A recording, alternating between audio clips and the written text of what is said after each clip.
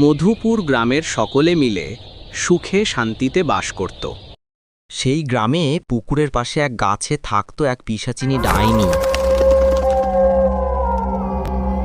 রাতের অন্ধকারে কোনো মানুষ গেলে তাকে ভয় দেখাতো, আর সুযোগ মতো পেলে মেরেই ফেলত। ভয়ে গ্রামের কেউ রাতে আর বাইরে বের হতো না। সকলে রাত হলেই দরজা বন্ধ করে দিত। কতদিন এই গাছের নিচে কোনো মানুষ আসে না, আর ভালো লাগে না। কাউকে ভয়ও দেখাতে পারি না। এভাবে কি জীবন চলে? সেদিন দিনের আলো পেরিয়ে সন্ধ্যা ঘনিয়ে আসলো। মিতুল আর রাতুল খেলা করছিল উঠানে বসে। কি মজা, কি মজা! তার মা আর দিদিমা কাজ করছিল ঘরে।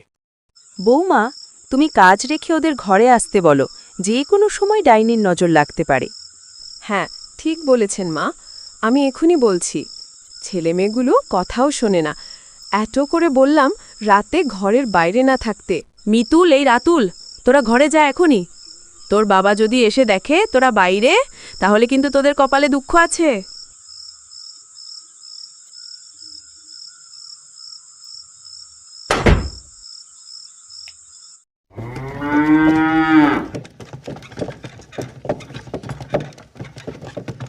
কাজ শেষে মিতুলের বাবা বাড়ি ফিরছিল। দাদা, আমি আর যেতে পারবো না। ওই রাস্তায় আমি গাড়ি নিয়ে যাই না। শুনেছি ওইখানে ডাইনি আছে। আমি একা অন্ধকারে কিভাবে যাব? তুমি চলো, দরকার হলে ভাড়া বাড়িয়ে দেব। না দাদা, আমার বেশি ভাড়ার দরকার নাই। আপনি একটু সামনে নাইমা যাইয়েন।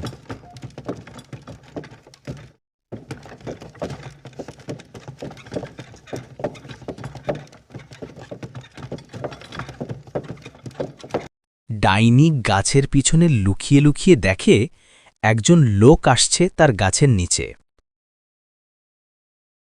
ওই তো একজন লোক আসছে এদিকে, আমাকে ব্যবস্থা করতেই হবে।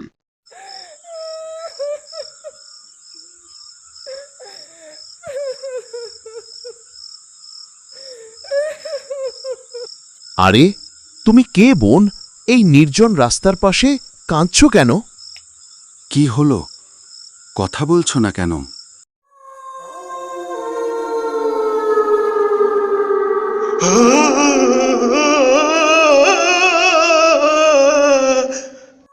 ওরে বাবা গো, বাঁচাও আমাকে, কেউ বাঁচাও! তোকে কেউ বাঁচাতে পারবে না আমার হাত থেকে। রাতুলের বাবা বাড়ির সামনে এসে জ্ঞান হারিয়ে ফেলে। মা, আপনি কি শুনছেন?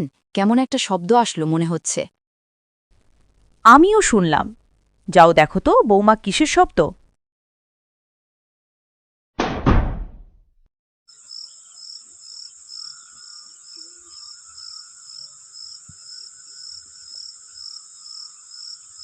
বাইরে এসে দেখে মিতুলের বাবা উঠোনে পড়ে আছে। তাকে ঘরে নিয়ে যায়।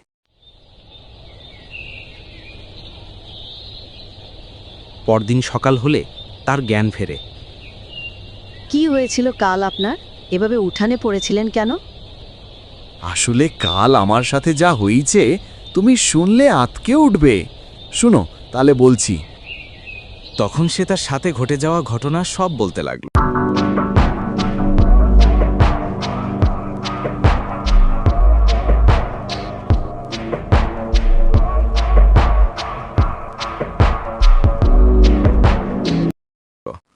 শুনে তো মিথুলের মা আতকে উঠল। আপনি এরপর থেকে আর রাতে বাড়ি ফিরবেন না। এখন থেকে অনেক সাবধানে থাকতে হবে। ছেলে মেয়ে দুটো কোথায় সকালে গেল কে জানে। ওদের বাইরে যেতে দেওয়া যাবে না। ওদিকে ডাইনি সেদিন মিতুলের বাবার পিছন পিছন গিয়ে বাড়ি চিনে নিয়েছিল। পরদিন মিতুল ও রাতুল দুই ভাই বোন রাস্তায় খেলছিল।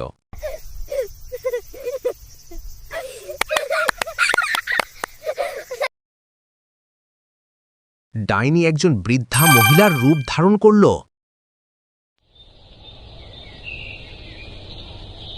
সে এক থালা মিষ্টি নিয়ে মিতুল ও রাতুলের কাছে গেল। বাছারা, নাও মিষ্টি খাও। আমার মেয়ের বিয়ে হয়েছে খুব ভালো ঘরে, তাই সবাইকে মিষ্টি খাওয়াইছি। মিতুল ও রাতুল মিষ্টি খেল, আর অমনি তারা মাটিতে পড়ে গেল। তারা কিছু বলতে পারছিল না, শুধু দেখল বৃদ্ধা মহিলাটি একটি ডাইনির রূপ ধারণ করল। তাদের চোখ দুটো বন্ধ হয়ে গেল। গ্রামবাসী দৌড়ে আসল, তাদের দুজনকে হসপিটালে নিয়ে গেল। ডাক্তার ও নার্স মিলে তাদেরকে সুস্থ করে তোলে। আপনার ছেলে মেয়েদের খাবারে বিষক্রিয়া হয়েছে, নিশ্চয়ই বিষ মিশিয়ে খাওয়ানো হয়েছে। মিতুল রাতুল বলতো তোরা কি হয়েছিল তোদের সাথে। মিতুল সব বলতে লাগলো তাদের সাথে যা যা হয়েছে।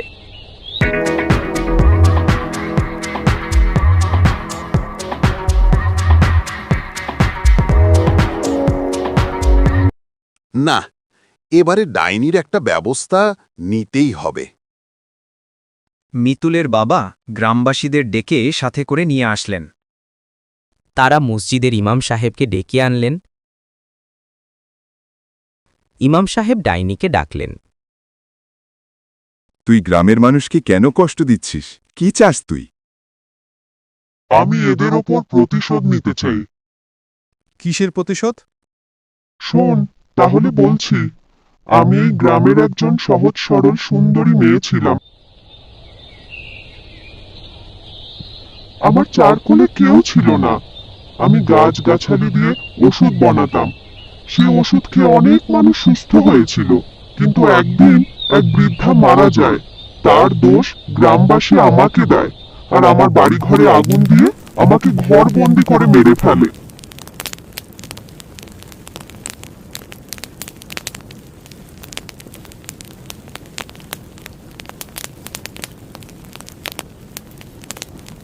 কেউ বাঁচাও, আমাকে বাঁচাও, বাঁচাও।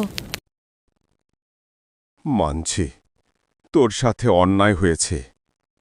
তাও তুই এই গ্রামের সকলকে মাফ করে দে। এই গ্রাম ছেড়ে চলে যা। না, আমি যাব না এই গ্রাম ছেড়ে। ঠিক আছে, আমি তাহলে তোকে বোতলবন্দি করে রাখব। না, আমি বোতলবন্দি হয়ে থাকতে চাই না। আমি যাচ্ছি গ্রাম ছেড়ে, আর কোনোদিনও আসবো না এই গ্রামে। এরপর ডাইনি গ্রাম ছেড়ে চলে গেল।